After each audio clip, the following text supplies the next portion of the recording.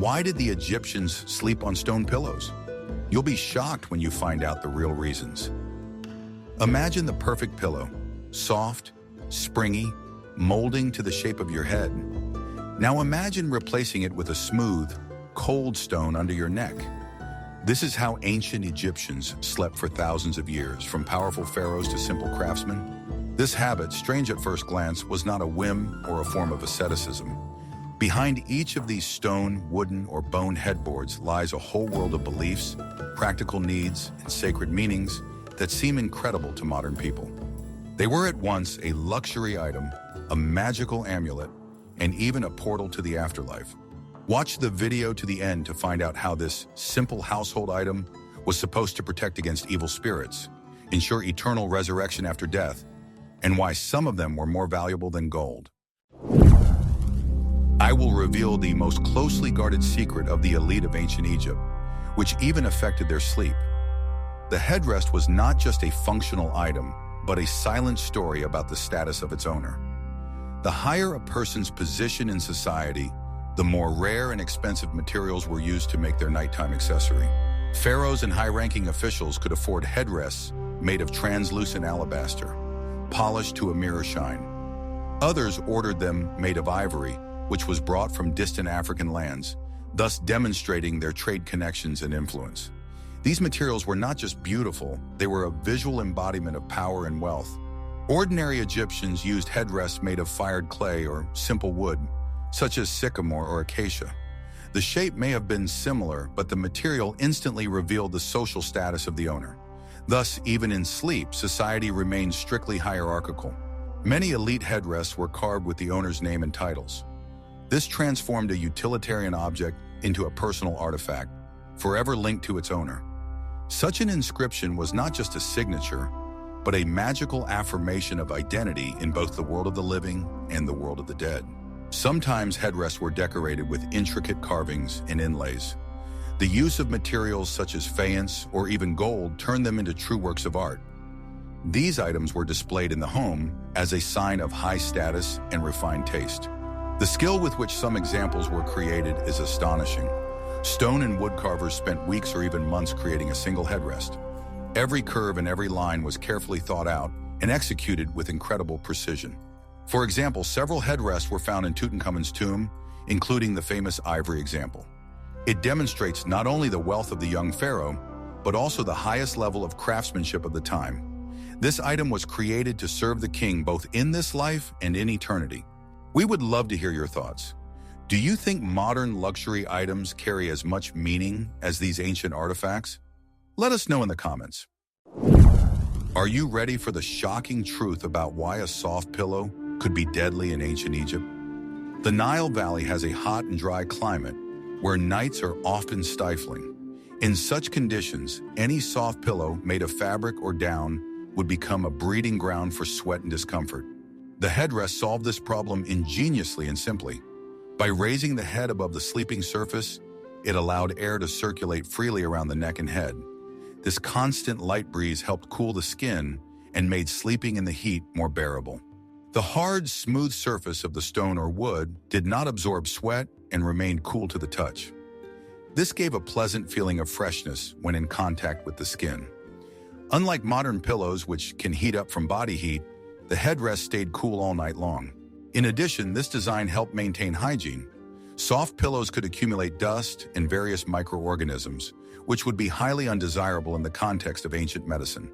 The smooth surface of the headrest was easy to wipe with a damp cloth. In addition to cooling, the headrest also performed a purely mechanical function. It provided stable support for the neck, fixing it in a certain position. This could be important for preventing neck pain when sleeping on hard, sleeping surfaces, such as mats or low beds. The Egyptians slept on reed mats or wooden beds with a base made of woven straps. Both were quite hard. The headrest provided the necessary height for the head so that the spine remained in a more or less straight position. You could say it was a kind of ancient orthopedic device. Its shape was not accidental. The curve of the support corresponded exactly to the curve of the neck and base of the skull. This provided support at key points, not just softness. But keeping cool was only one of the obvious reasons. Are you ready to find out what magical properties were attributed to these stone sculptures and how they were supposed to protect the sleeper from invisible threats? In the next chapter, we will dive into the world of ancient Egyptian magic. What I am about to reveal reveals a secret that has been kept by priests and pharaohs for centuries. For the ancient Egyptians, sleep was not just rest, but a dangerous journey of the soul into the other world. In this state, a person was vulnerable to evil spirits, demons, and dark magic that could harm or even steal their soul. In this context, the headrest was transformed from a simple support into a powerful protective amulet. Its shape itself had a sacred meaning. It symbolized the Akhet, the horizon, the place where the sun is born in the morning and dies in the evening. The head of a sleeping person was likened to the sun itself. When a person fell asleep, their sun head set on the horizon headrest. Morning awakening, accordingly, was like sunrise, symbolizing daily rebirth and victory over darkness. To enhance the protective properties, images of protective deities were often applied to headrests. One of the most popular was the god Bez, a dwarf deity with a menacing grimace that scared away evil spirits. His image turned the headrest into a real fortress for the sleeper. It is also common to find images of the goddess Tauert, the patroness of mothers and children, depicted as a pregnant female hippopotamus. She protected sleep, just as she protected women in labor from danger. Her presence on the headrest ensured peace and safety. In addition to images, protective spells were also inscribed on headrests. These could be short formula or entire excerpts from magical texts. These hieroglyphs were not mere decoration. They were believed to activate the magical power of the object. The headrest support itself was often made in the form of symbolic figures. For example, two figures of lions placed back to back symbolized yesterday and tomorrow, the horizon. The person sleeping between them was in the sacred present, under the protection of the cosmic order. In some cases, the headrest was seen as a replacement for the head. If something happened to the body of the deceased and the head was damaged, the headrest with the owner's name could magically replace it in the afterlife. This guaranteed the integrity of the soul and the possibility of resurrection. This deep symbolic meaning explains why headrests are so important. It was not just a piece of furniture, but a personal altar on which the mystery of sleep and awakening took place every night. It was a bridge between the world of humans and the world of gods. What if I told you that one of the main reasons for using stone pillows was related to fashion and beauty? Hairstyles, and wigs in particular, in ancient Egypt were not just a style element, but an important indicator of status. Their creation was a complex and costly process. Both men and women of high society wore elaborately crafted wigs made of human hair or plant fibers. They were carefully curled, styled, and often decorated with decorative elements. Keeping such a complex structure intact was a top priority. Sleeping on a regular soft pillow would inevitably result in the hairstyle or wig being crushed and hopelessly ruined overnight. This would mean spending hours every morning restoring the style. The headrest elegantly solved this problem. It allowed the head to remain suspended so that the hair and wig had virtually no contact with the sleeping surface. The head rested on the headrest only in the area of the neck and base of the skull. This kept the complex hairstyle intact until morning. This was especially important during the Middle and New Kingdoms, when fashion dictated the wearing of very voluminous and complex wigs. Some of them were so large that it would have been simply impossible to sleep on them in the usual position. The headrest was the only solution. You could say that the headrest was to hairstyles what a modern mannequin is to hats. It served as a stand that preserved the shape and appearance of an expensive item. It was a practical solution for protecting a serious investment in one's appearance. Cleanliness also played a role. Wigs were difficult to clean, and the Egyptians tried to keep them clean for as long as possible. Sleeping with your head raised prevented the wig from coming into contact with sweat and body oils. This function was important mainly for the elite, who could afford expensive wigs.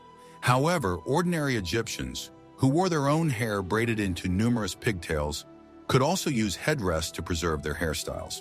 But what happened to these items when their owners died?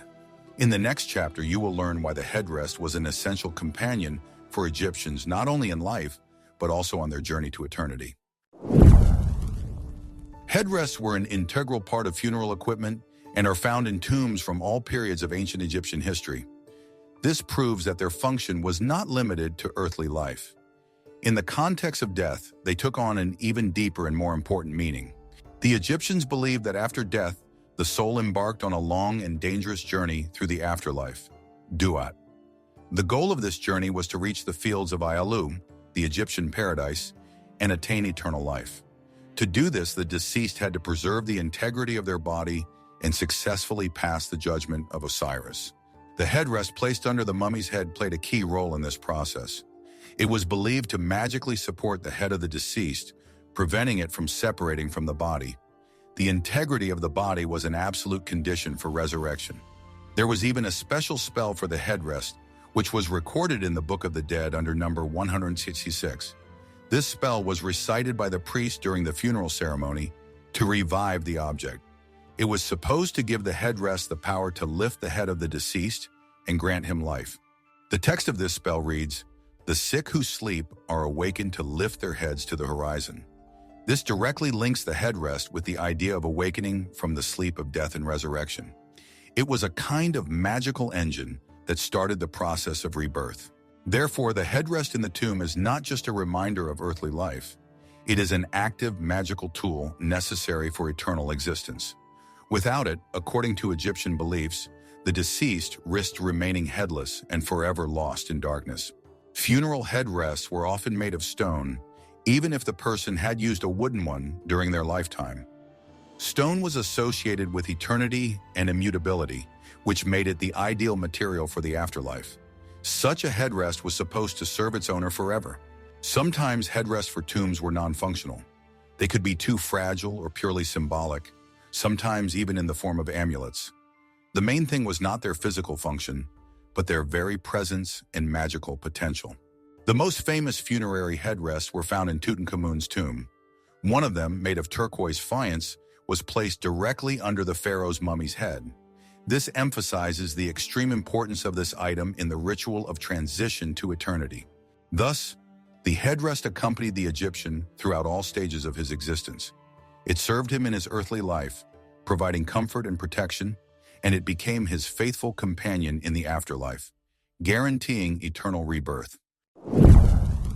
Guess how much time and effort it took an ancient craftsman to make a single stone headrest?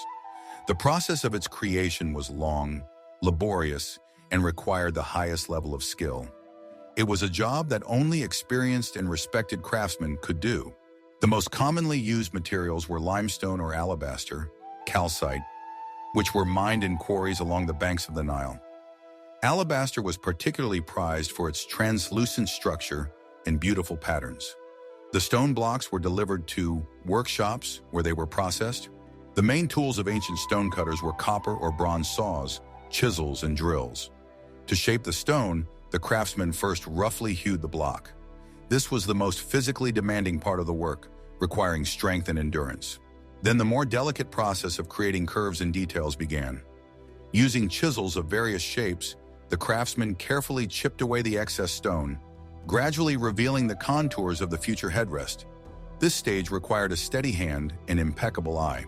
Particular attention was paid to creating a semicircular recess for the neck. It had to be perfectly smooth and have the correct radius to provide comfortable support. The craftsman achieved this with the help of abrasive materials such as quartz sand. Grinding and polishing were the final but very important stages. The craftsman patiently rubbed the surface of the headrest with abrasives of different grain sizes. As a result, the stone acquired a smoothness and shine that made it pleasant to the touch and beautiful to look at. If the headrest was to feature decorative carvings or hieroglyphic inscriptions, this work was done at the final stage. The craftsman applied patterns and symbols with a thin chisel. This was the most painstaking part of the process, which did not tolerate mistakes. Wooden headrests were made using a similar technique, but with a different set of tools. Carpenters worked with saws, adzes, and chisels. Wood allowed for more complex and delicate shapes than stone. Some headrests were composite. For example, the base, support, and headrest could be made separately and then joined together with wooden pins or glue. This allowed different materials to be combined and more complex designs to be created. The entire process from a raw block to a finished product could take many weeks.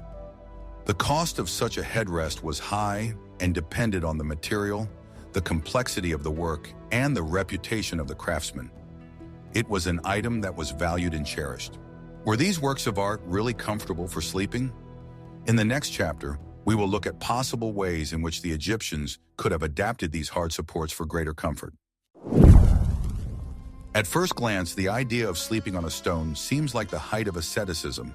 However, if you look closely at the shape of ancient Egyptian headrests, you can see that it is not accidental. Their design was the result of centuries of evolution and the search for the optimal shape. The key element is the semicircular recess on which the head rested. Its curvature is precisely calculated to support the neck and base of the skull. This ensures that the cervical spine is fixed in an anatomically correct position. Unlike a soft pillow, which collapses under the weight of the head, a hard headrest provides stable support. This prevents excessive tension in the neck muscles. In essence, this is very similar to the principle of modern orthopedic pillows with a neck roll. However, direct skin contact with a hard surface may not have been very pleasant. There is a reasonable hypothesis that the Egyptians may have used small pads or pieces of folded linen fabric. These were placed on the headrest to soften contact. Such fabric pads could be easily washed, which solved the problem of hygiene. This made it possible to combine the advantages of firm orthopedic support with the comfort of soft fabric. Unfortunately, due to the short lifespan of the material, such fabric elements have hardly survived to this day. The height of the headrest was also an important parameter. It was selected so that the head was level with the spine when sleeping on the side. This is the most common sleeping position, and headrests were ideal for it. Thus, the apparent inconvenience of the headrest can be deceptive. Its shape was functional and ergonomically designed for its time, and the possible use of fabric pads made it quite comfortable as well.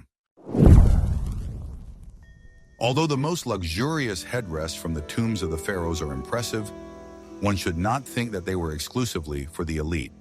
Archaeological finds show that headrests were common in all strata of Egyptian society. They were used by officials, soldiers, craftsmen, and peasants alike. The main difference, of course, was in the material and quality of workmanship.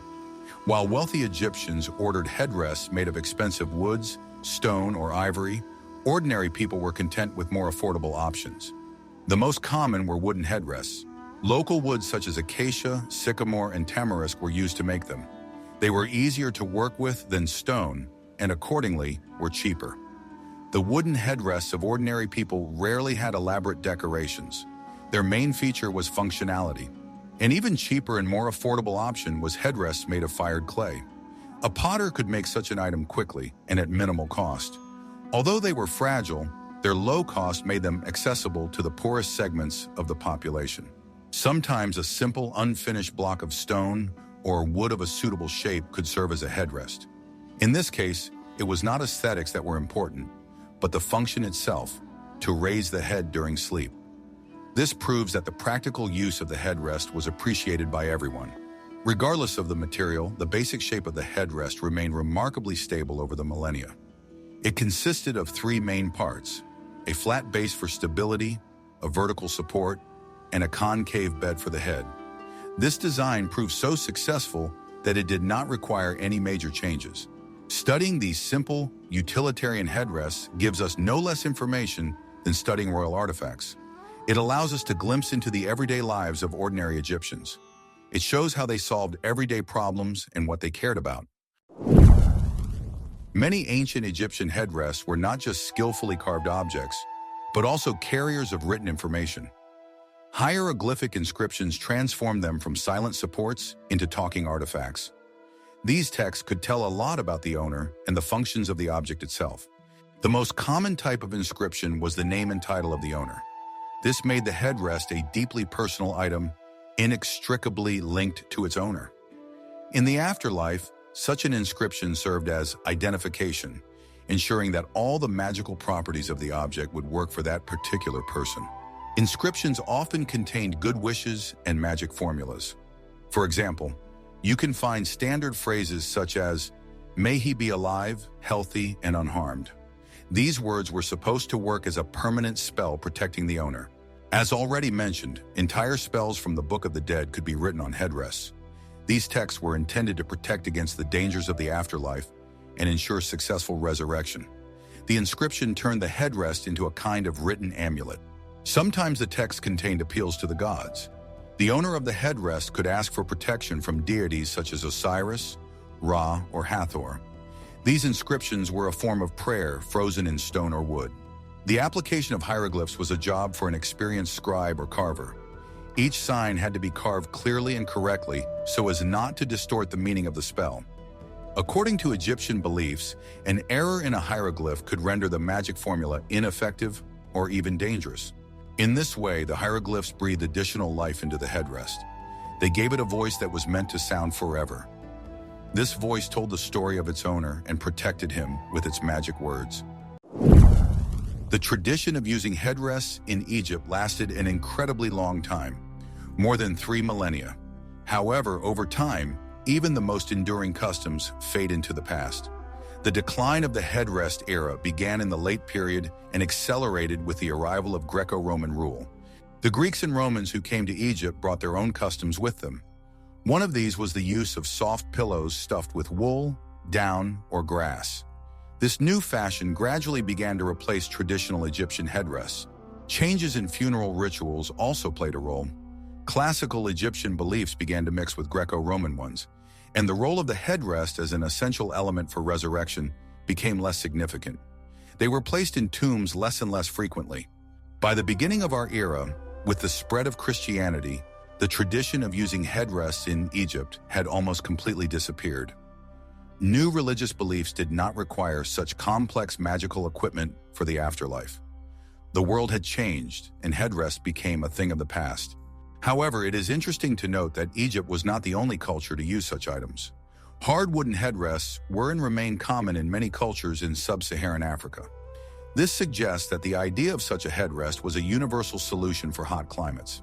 In many African cultures, wooden headrests also had deep symbolic and social significance.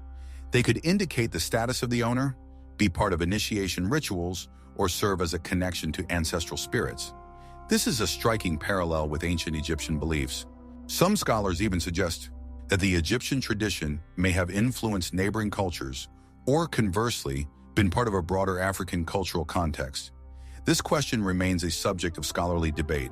It shows that the history of this simple object is much more complex than it seems.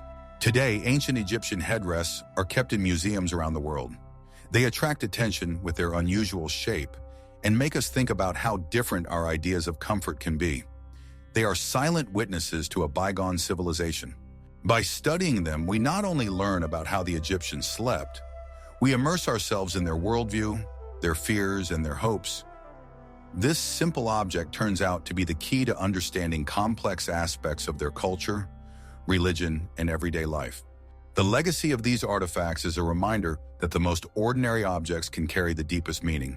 They teach us to look beyond the familiar and see wisdom in decisions that at first glance seem strange. The story of the stone pillow is a story of human ingenuity and the eternal search for harmony with the world. We have taken a long journey into the world of ancient Egyptian sleep, from practical needs to sacred mysteries. Now we know that the stone headrest was not an instrument of torture, but a multifunctional device that provided coolness, protected hairstyles, warded off evil spirits, and guaranteed eternal life. This simple object embodied all the complexity and wisdom of one of the greatest civilizations in human history. It shows us how closely everyday life, religion, and art were intertwined in the ancient world. Every curve, every material, and every carved hieroglyph had its own meaning.